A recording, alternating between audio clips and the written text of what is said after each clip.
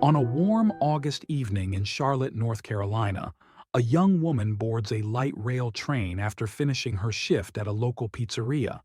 She's tired, but content, her mind already drifting toward home. Within minutes, her life will end in an act of violence so sudden, so senseless, that it will shake an entire city to its core. This is the story of Irina Zarutska, a Ukrainian refugee who survived a war only to meet her fate on an ordinary Friday night in America.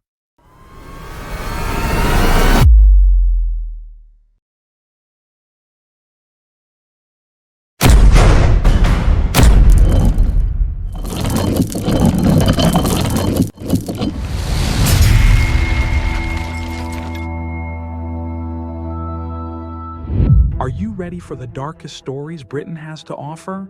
Introducing our new book, Unreal True Crime, British edition. 35 shocking true murder cases that will keep you on the edge of your seat. Available now on Amazon in paperback and Kindle, or grab your instant PDF download from our website. Links are in the description below. Don't miss out. Get your copy today. And now, let's continue with today's case.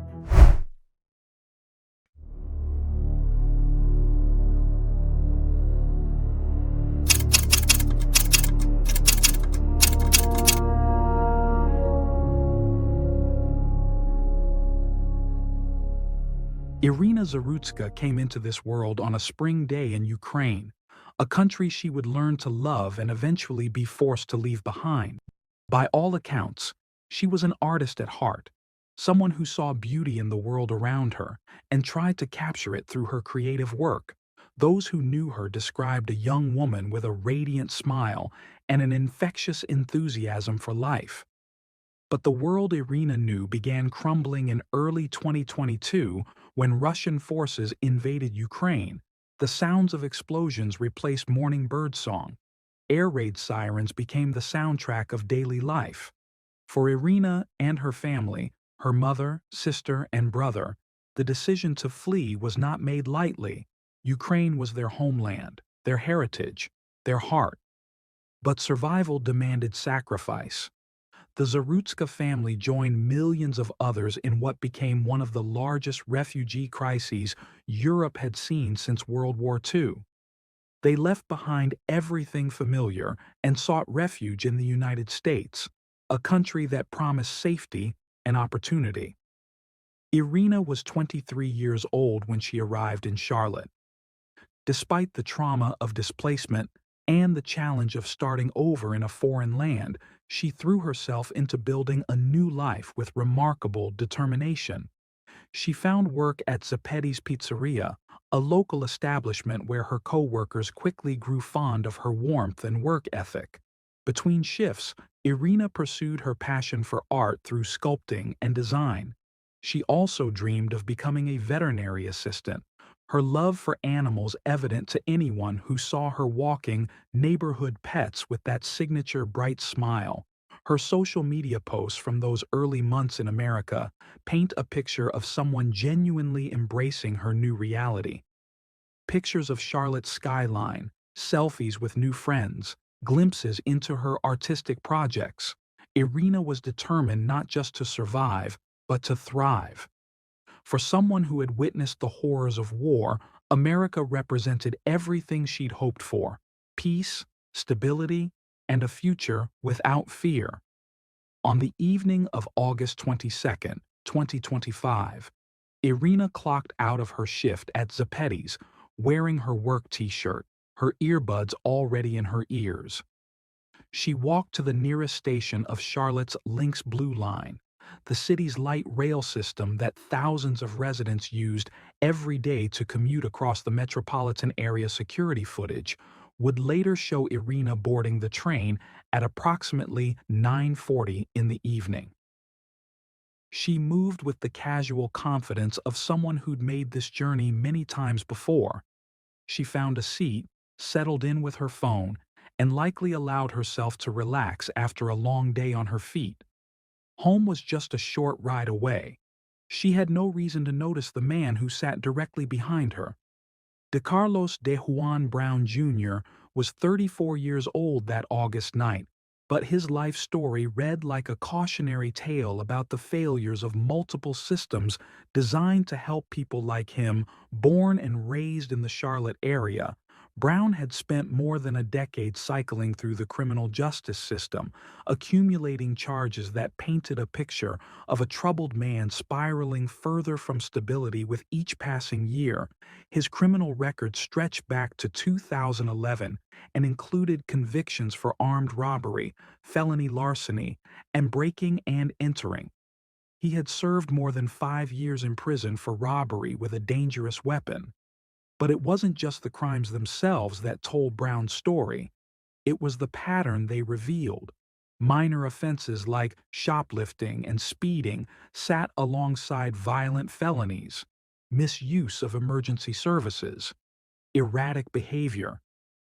A man clearly struggling but falling through every crack in a system meant to catch him. Brown's family would later share painful details about his mental health battles. His sister Tracy described a brother diagnosed with schizophrenia who suffered from severe hallucinations and paranoia. He had told family members multiple times that he believed the government had implanted a chip in him. His mother, Michelle DeWitt, watched helplessly as her son's mental state deteriorated while homeless and living in shelters. She had tried to get him committed to long-term care facilities, but without guardianship, her options were limited.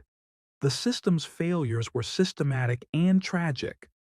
Earlier in 2025, Brown had been arrested after calling 911 repeatedly, claiming to officers that a man-made material controlled when he ate, walked, and talked. He had been hospitalized, evaluated, and released. His mother had even obtained an involuntary commitment order from the courts, but despite her desperate efforts, her son remained on the streets.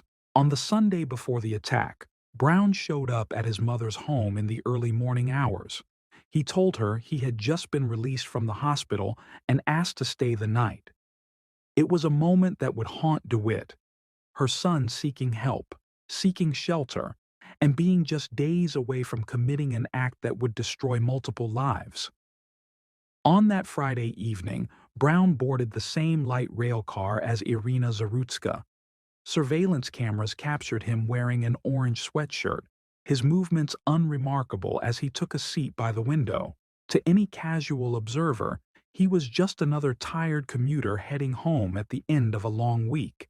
But inside Brown's mind, a storm was raging that no one else could see. What happened next unfolded with horrifying speed, captured in stark detail by the train's surveillance system.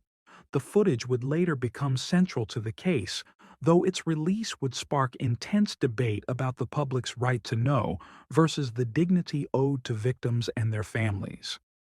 Irina sat in an aisle seat directly in front of Brown, who occupied a window seat behind her. She scrolled through her phone, earbuds in place, completely unaware of the danger inches away. The train moved through the summer night, picking up and dropping off passengers at various stops. Everything appeared routine. For approximately 4.5 minutes, nothing happened. Irina remained focused on her phone. Brown sat behind her, motionless.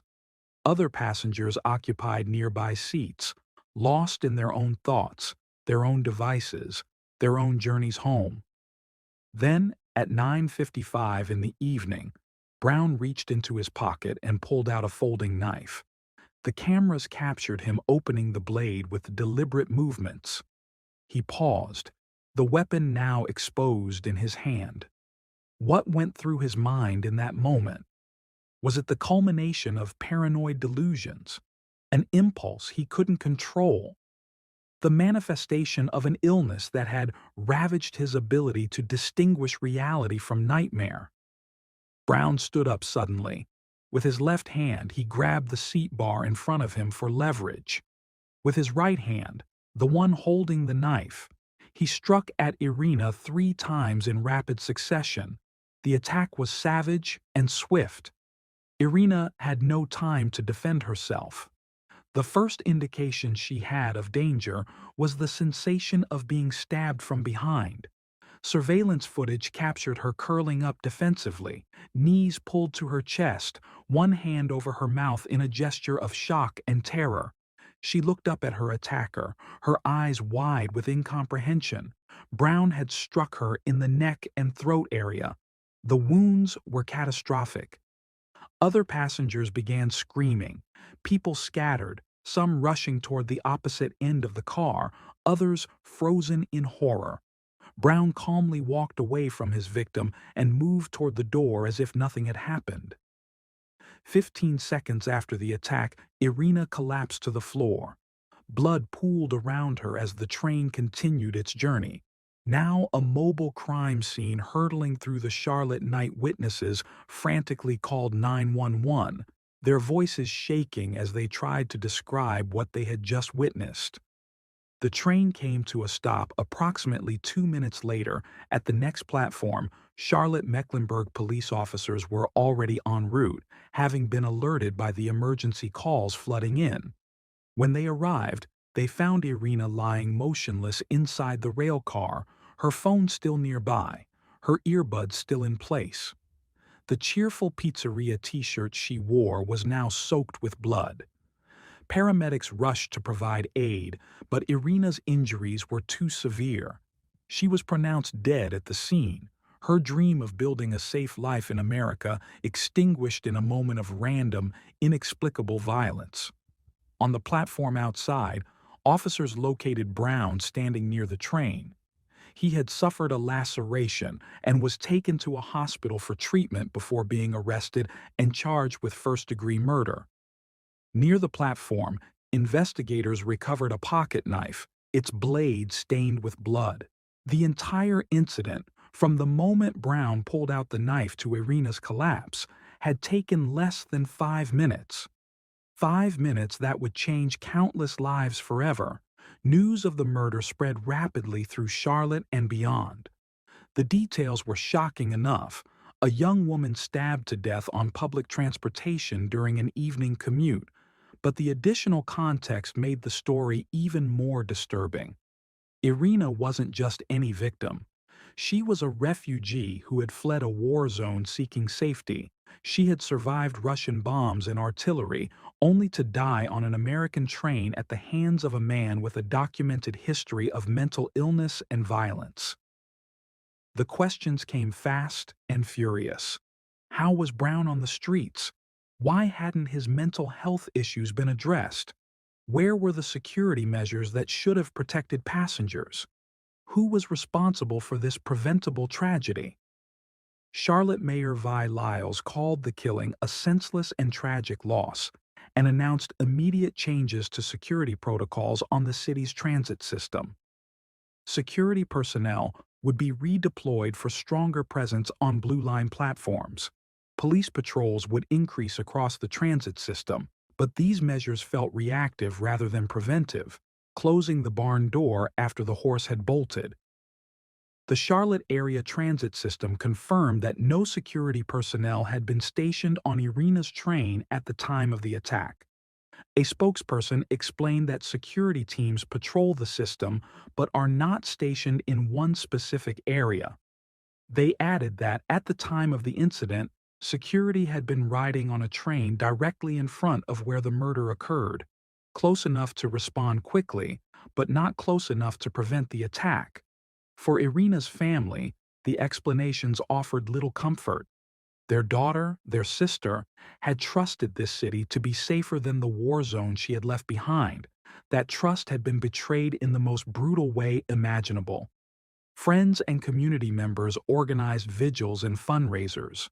A GoFundMe page was established to help the family with expenses. Messages poured in from around the world, from people who had never met Irina but felt connected to her story, mourning a bright light extinguished too soon.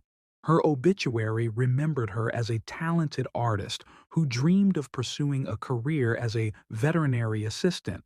It mentioned how she loved caring for neighbors' pets, how people fondly remembered seeing her walking them through the neighborhood, always with her radiant smile. The life described in those paragraphs stood in stark contrast to the violence of her death. What happened to Irina Zarutska might have remained a local tragedy, devastating for those who knew her but quickly fading from national headlines. Instead, her murder became a flashpoint in America's ongoing debates about crime, mental health, criminal justice reform, and local governance.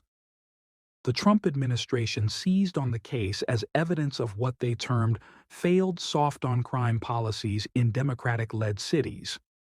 Attorney General Pamela Bondi announced federal charges against Brown, describing Irina as a young woman living the American dream, whose horrific murder resulted directly from failed policies that put criminals before innocent people.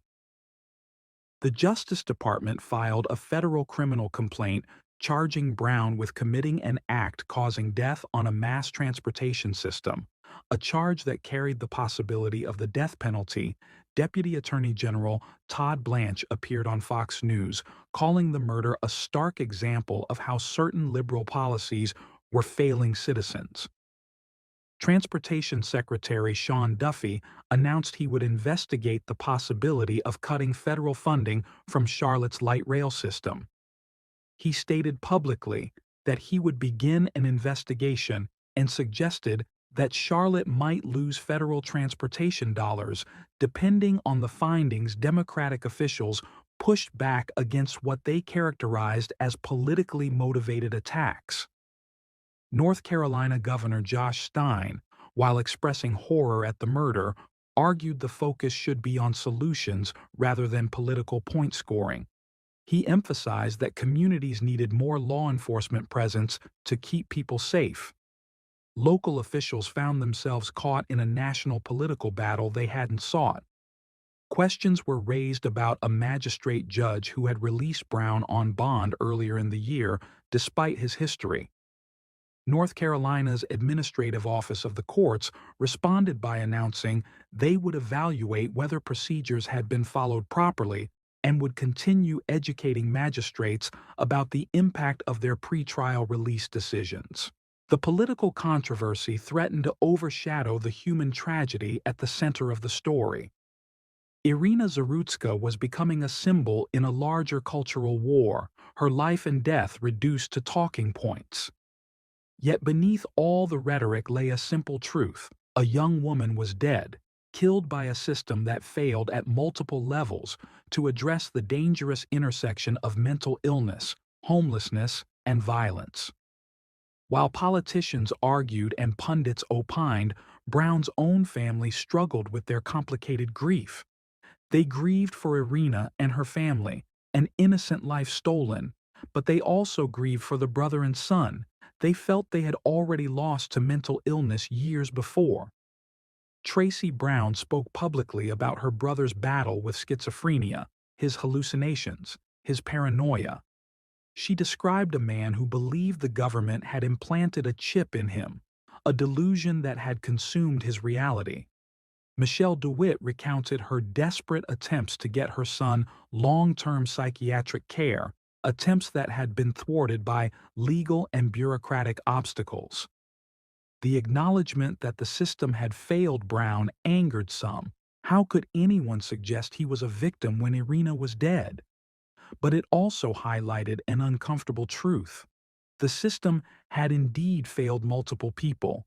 It had failed Brown by not providing adequate mental health treatment. It had failed to keep him off the streets when he was clearly a danger. And it had failed Irina by allowing someone in Brown's condition to have access to public spaces without intervention. These failures weren't exclusive or contradictory. A system can fail multiple people simultaneously. Brown's mental illness didn't excuse his actions, but it did help explain them. Understanding that distinction was crucial to preventing future tragedies, even if it felt emotionally unsatisfying to those demanding simple answers to complex problems. Brown's brother also spoke about the situation, indicating that the killing could have been prevented. Family members had seen the warning signs, had tried to intervene, had begged for help, But the mechanisms that should have caught someone spiraling into dangerous psychosis had failed to activate. Brown was formally charged with first-degree murder in North Carolina State Court and with committing an act causing death on a mass transportation system in federal court. Both charges carried the potential for life imprisonment or death. The federal charge was particularly significant because it involved a crime on public transit, placing it under federal jurisdiction. The FBI took on the investigation with assistance from the Charlotte-Mecklenburg Police Department. U.S. Attorney Russ Ferguson indicated that prosecutors were still investigating and that additional charges could potentially be filed against Brown. The legal proceedings moved forward as families on both sides grappled with their losses. For the Zarutska family, no punishment could bring Irina back. No sentence could undo the trauma of losing her in such a violent public way. They had fled one tragedy only to find themselves drowning in another. The release of the surveillance footage sparked additional controversy. Some argued the public had a right to see the evidence, that transparency was essential. Others felt releasing such graphic content was disrespectful to Irina's memory and traumatizing to her family. The footage did eliminate any ambiguity about what had happened. It showed an unprovoked attack on an unsuspecting victim. As the case proceeded through the courts, Charlotte continued grappling with the broader questions Irina's death had raised. How could the city better address mental health crises? What role should public transit play in providing security? How could the system balance compassion for the mentally ill with protection for potential victims? Those who knew Irina tried to keep her memory alive in ways that honored who she was rather than how she died. They shared stories about her kindness, her creativity, her resilience. They posted photos that showed her smiling, that radiant smile everyone remembered. They talked about her dreams and her determination, her gentleness with animals, her ability to find beauty in difficult circumstances. One particularly poignant photo circulated widely after her death. It showed Irina on social media in June, just 2 months before the attack. She looked happy and at ease, a young woman comfortable in her adopted city, trusting in her safety. The image became a painful reminder of the innocence that had been stolen. Her death became a rallying cry for change. Change in how society treats mental illness. Change in how cities approach public safety. Change in how communities support refugees trying to build new lives. Whether those changes would materialize remained to be seen. In the end, what mattered most wasn't the political debates or legal proceedings. What mattered was that a 23-year-old woman with her whole life ahead of her was gone. Irina Zarutska would never become a veterinary assistant. She would never walk those neighborhood dogs again. She would never create another sculpture or design another piece of clothing. She would never see her family rebuild their lives in their adopted country. On quiet evenings in Charlotte, trains still run along the Lynx Blue Line, carrying commuters home after long days of work. Most passengers scroll through their phones, listen to music through earbuds, think about dinner or evening plans. They trust that their journey will be safe, that they'll arrive home without incident. That trust is what Irina had on August 22, 2025. She had earned the right to feel safe. After everything she had been through, after fleeing bombs and missiles, after crossing an ocean to start over, she deserved to ride a train home without fear. The fact that she couldn't, the fact that her last moments were filled with terror and pain, is an indictment of every system that should have protected her. Her story demands better. Her memory deserves better. Her family had escaped Ukraine together, determined to build a new life in safety. Now they face the unthinkable task of burying a daughter and sister who should have been safe but wasn't. The war they had fled hadn't killed Irina. The failure of systems meant to protect vulnerable people had. The fundraising campaign established to help her family drew donations from around the world. Strangers who had never met Irina contributed what they could, moved by the tragedy of a life cut short so violently and senselessly. The money couldn't bring her back, but it was a tangible expression of shared grief. The story of Irina Zarutska forces us to confront uncomfortable truths about the society we've built. We live in a country with tremendous resources, yet we routinely fail to provide adequate mental health care to those who need it most.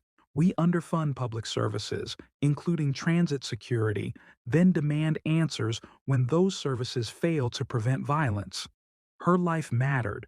Her dreams mattered. Her death demands that we do better, not just in Charlotte, not just for refugees, but for everyone who depends on the systems we've created to keep them safe. The train doors close, the platform empties, and the city moves forward, carrying the weight of what was lost, and the hope, however faint, that such a tragedy need never happen again.